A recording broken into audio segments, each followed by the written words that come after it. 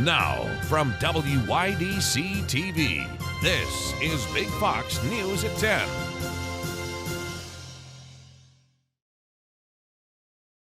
Good evening, I'm Anna Manuel. Car accidents are one of the leading causes of death for minors in the United States. Big Fox's Josh Feldberg went to Corning Painted Post High School, where students were just taught about the dangers of impaired driving. Impaired and distracted driving leads to over 15,000 deaths every year in the United States. Many of the Corning Painted Post High School seniors just got their driver's licenses. Teaching them to be safe on the road is one of the goals of the Save a Life Tour. I'm at Corning Painted Post High School. Today, the school is hosting an impaired driving program with the Save a Life Tour. The Save a Life Tour travels to schools around the country and puts students in real-life simulations. First off, we have our Impaired Driving Simulator, which is our virtual reality simulation, and then we have our Distracted Driving Simulator, texting and driving specifically. We choose texting and driving specifically because it's the most common form of distracted driving, and it also encapsulates all four types of distractions that we encounter when we're driving. The Impaired Driving Simulator puts students in a virtual reality setting where they try to drive a car around a city while their vision becomes more impaired over time. The Distracted Driving Simulator has students try to navigate around a city while receiving texts on a phone that they have to try and answer while driving. The host of the event, Hunter Miles, told Big Fox that his goal is to make sure students understand the risk of distracted and impaired driving by seeing just how hard it can be firsthand through these simulators. Josh Feldberg, Big Fox News, Corning.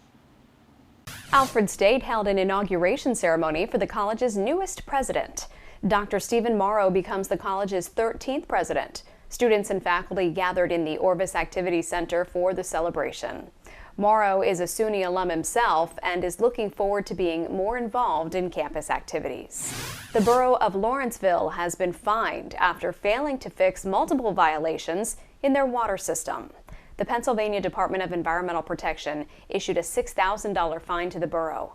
The fine is for failing to fix two specific violations: the borough's failure to hire a new certified water operator and for plugging a hole in the water system with a stick. You remember that one. The borough, as of October 20th, has complied with both violations, but the community of 600 will have to pay the $6,000 fine in taxpayer money. The world's most renowned glass center is getting even bigger. Our Maggie Hall was at the groundbreaking for the Corning Museum of Glass's newest extension. This morning, individuals from all across the state came together at the Corning Museum of Glass to hear about something exciting the museum has coming up next. The museum's already world-class glass studio is being reborn into Studio Next. It will be the first and only facility of its kind in North America. When Studio Next is complete, the studio of the Corning Museum of Glass will be the world's foremost center for glass artistry and creative innovation. Not only will this expansion open up opportunities for glass artisans, it will appeal to casual museum goers from around the world. We're really passionate about showing our museum visitors the history and the contemporary practices of glass. I think we currently have about 65,000 people a year who have a hands-on experience with the material. Studio Next will allow us to take that to around 100,000 people a year. Studio Next is a big deal in the future of Corning and in the future of glass globally. Yeah, Studio Next is a major development, not only for the museum here, but for glass globally. A lot of artists come to this museum to develop new works. There's residencies, there's opportunities to take classes here, and Studio Next will be a major expansion of all of the facilities. And the studio will remain open during construction. The ground was broken today during a special molten glass casting ceremony. For more on Studio Next, visit studionext.cmog.org. Maggie Hall, Big Fox News, Corning. The days of incandescence have begun in Corning. The days of celebration are inspired by the city's role in making special glass bulbs for Thomas Edison's incandescent lamp. Festivities include live performances, actor-guided walking tours, and even a libations crawl complete with costumed actors guiding you along the way. To get tickets for any Incandescence events, go to the link right there on your screen. Leaf collection will begin next week in Corning. For pickup, you must rake leaves between the curb and the sidewalk. Pickup will begin on the 24th. Any leaves not left by the curb by November 16th must be put into clear bags for collection. Today, a judge sentenced former White House advisor Steve Bannon to 4 months in prison for criminal contempt of Congress. Bannon defied a subpoena from the January 6th committee investigating the Capitol riot. The longtime Trump ally was defiant on the way in and out of the courtroom and plans to appeal. Madeline Rivera has a closer look from Washington. Despite facing jeers upon arriving at federal court Friday, former Trump advisor Steve Bannon stayed defiant minutes before his sentencing. Remember, this illegitimate regime, their judgment day is on 8 November, when the Biden administration ends. I want to thank you all for coming. In July, Bannon was found guilty of contempt of Congress for failing to comply with a subpoena to appear before the House Select Committee investigating January 6. In a filing earlier this week, the Justice Department said Bannon's brazen statements blowing off the committee's requests deserve severe punishment. The government recommended a 6-month prison sentence and a $200,000 fine. With the lack of remorse, I mean, he's proud of what he's done. His touting this as his American duty to resist this politicized commission. Bannon's attorneys argued he should get no prison time and receive probation instead, pointing out that contempt of Congress charges are rarely prosecuted. The DOJ did not prosecute former Trump aides Mark Meadows and Dan Scavino, even though they resisted cooperating. Judge Carl Nichols ultimately handed down a sentence of 4 months in prison and a $6,500 fine. And this thing about I'm above the law is an absolute and total lie. The judge also ordered Bannon to be released pending appeal. In Washington, Madeline Rivera, Fox News. Elon Musk's proposal to buy Twitter takes another dramatic turn. According to the Washington Post, the billionaire plans to lay off most of Twitter's workforce if and when the buyout goes through. Musk reportedly told investors he intends to cut nearly 75% of Twitter's employee base of 7,500 workers. While job cuts were expected with the ownership change, Musk's alleged plan is more extreme than what Twitter had planned. Representatives for Twitter and Musk have yet to comment on that matter.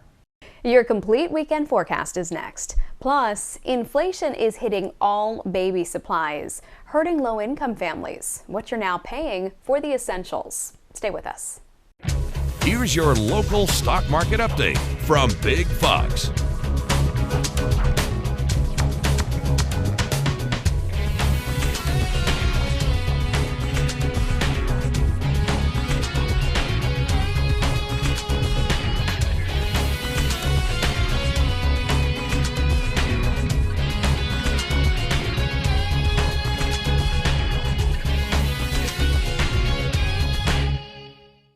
Now, your Twin Tiers forecast from Big Fox. We were riding a roller coaster of conditions as we stepped into this third week of October. But overall, when it came to precipitation-wise, we did see at times some light rainfall, but the accumulated precipitation over the past 7 days really shows that much of the area, including the Finger Lakes, did stay on a very dry side. We saw that a lot of the rainfall that was accumulating was even lake effect rainfall and snowfall at that, as there were a few locations that had cool enough temperatures into the overnight to bring some of the first just traces and measurable snowfalls across the area. But what we'll see is that we still saw the effects. We had those gloomy and cloudy skies, and we brought temperatures only with highs within those 40s, both for our Wednesday and our Thursday forecast. But we made some big improvements today. That bright sunshine helped us out significantly as we were able to climb back up into those 60s. And when we'll see that the sunshine and the warm southerly winds have been in place, we'll see more of this warming. Now, through the overnight, we're still going to be under some calm and clear skies, so we'll still watch our temperatures fall towards that that 30-degree threshold near that freezing mark, but that southerly wind is going to continue to help out those afternoon conditions, especially when you're pairing it up with that bright sunshine. So note that through not only just our weekend forecast, but into the early portions of next week, we are talking about above average conditions. Now it is going to be a touch cloudier on Sunday. There is going to be a weak system bringing some rainfall across portions of New York, mainly falling eastern portions of New York, but that could give us maybe a stray shower or two. Again, going to be similar to what we've been seeing this week. Maybe a few sprinkles falling from the cloud cover, but overall, that's all that we will be factoring in. And the next chance is going to come with a frontal system that is expected to arrive on Wednesday, which could give us another slight cooling trend, but it won't be as dramatic as we were dealing with earlier this week, but it could be another round of some of those gloomier skies back into the forecast. So as we trend into our Saturday, although we're starting off with those temperatures within the 30s, we make that big rebound. Love to see that rainbow in colors as we are able to see high temperatures even touch the 70s for our Saturday. Now, comparing that to what's average for this time of the year, that means we're talking upwards of 10 to 15 degrees above average all the way through the Finger Lakes, with those isolated 70s popping up, even looking at Westfield around 66 degrees, and it's that bright sunshine. For the most part, wind should be on the calmer side as well. If there is a little bit of a wind gust, it should be calming into that Sunday forecast. Temperatures will be around the upper 60s on Sunday, not as widespread 70s, just due to the fact that we'll be factoring in some of that increased cloud cover that could shake out maybe a shower or two. So although it's going to be pretty similar to what we're experiencing on Saturday. So if you're still trying to get out some of those last minute fall hikes before winter officially takes over, it should be a very pleasant weekend to do so. Now we'll trend to see into the early next week. We still have more of those upper 60s and 70s underneath some of that sunshine. But as mentioned, the next chance for some showers comes Wednesday, and those temperatures do slightly fall, at least closer to average. Red-hot mortgage rates are giving home buyers and sellers cold feet. An iconic beauty brand gets delisted from the New York Stock Exchange. Instacart pumps the brakes on its IPO, and Taylor Swift breaking Spotify at the stroke of midnight. CJ Papa has today's business briefs. Calling the whole thing off. About 60,000 real estate deals across the nation falling through last month thanks to soaring mortgage rates that are now approaching 7%. That's according to Redfin. Realtors are getting creative to try and drum up business. Some are reportedly giving away perks like craft beer tastings, free Pilates lessons, and offering free refinancing. Beauty goods supplier Revlon is coming off the big board.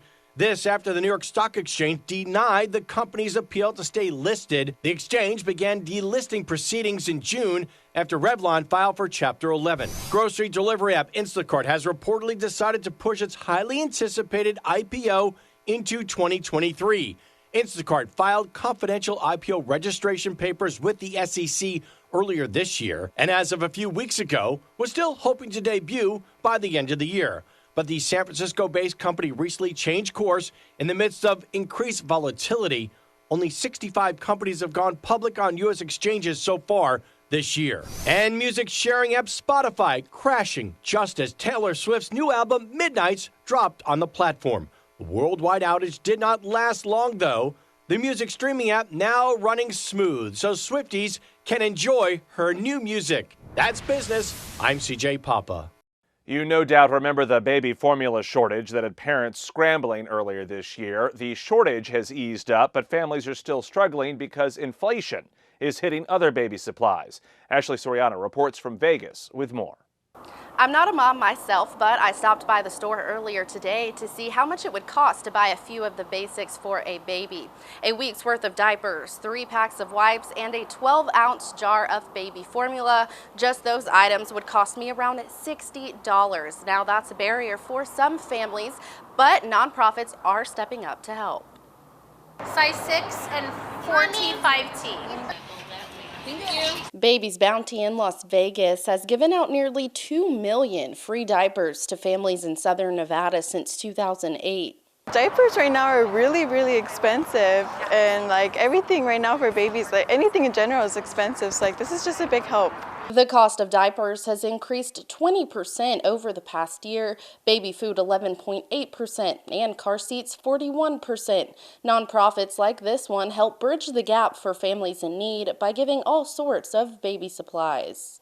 What you see here is an infant regulation car seat, blanket, play mat, receiving blankets, 25 items of clothing. We hear from our bundle clients that without these items, they would have nothing to care for their newborns. Baby Center, a digital parenting resource, found parents would spend at least $16,000 on basic items for a baby in the first year. It's especially tough on low-income families. We see monthly incomes in the $500 range quite often, so they can absolutely not afford to buy all of these items. Inflation is also hitting nonprofits like Baby's Bounty. They buy about 75 car seats each month. It's one thing if you're buying one car seat, right? But when you buy 75 and distribute those, it's a big number. It's a big strain on smaller nonprofits that are doing nearly all of the heavy lifting in our communities. In Las Vegas, Ashley Soriano, Fox News. Still ahead, a community shocked after getting a flyer ordering them to participate in Halloween and hand out trick-or-treat candy. More on that unusual request and their reaction coming up.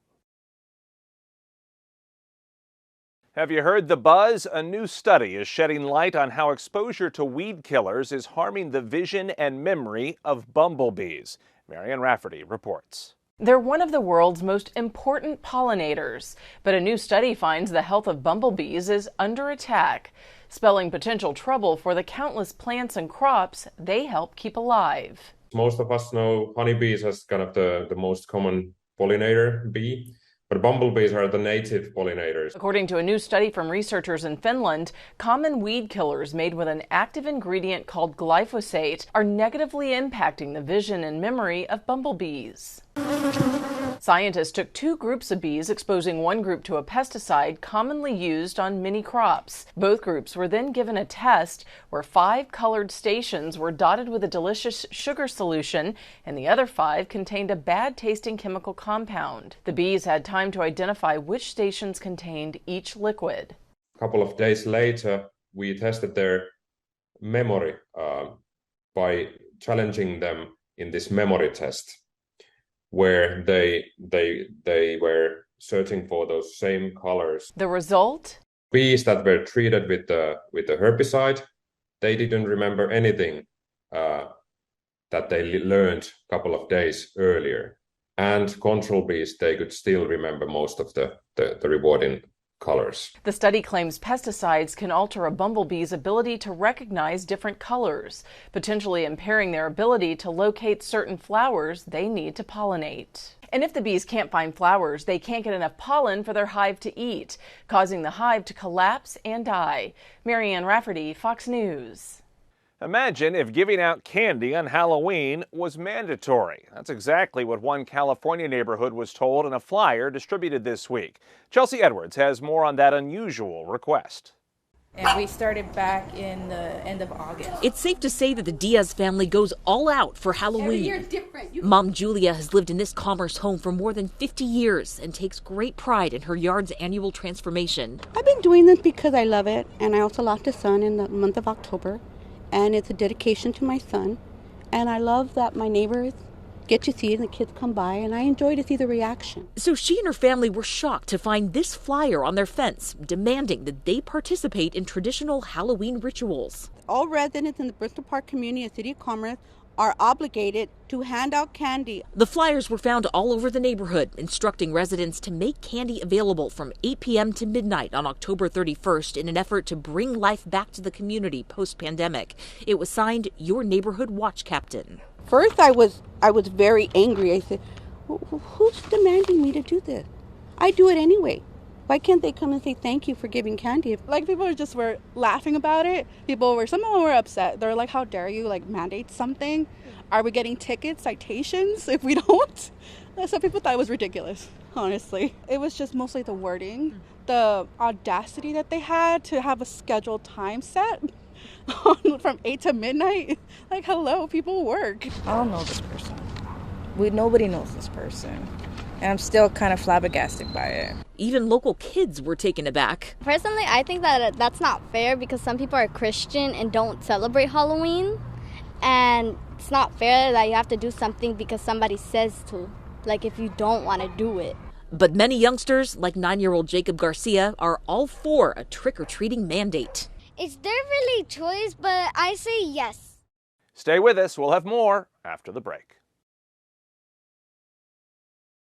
We want to leave you with a smile. Sweet and spicy. Now mix it together in one of your breakfast and snack favorites. Kellogg's Pop-Tarts is teaming up with tahini and fruity chamoy hot sauce to cross up your taste buds and shake up your routine. The popular Mexican seasoning, which features a blend of mild chili peppers, sea salt, and lime, along with the fruity chamoy sauce, now come in limited edition kits. Frosted strawberry, frosted wild berry, and peach cobbler Pop-Tarts are included for a crazy good taste mix. The snack kit will be available October 25th. I'm Jamie Holmes. Thanks for watching.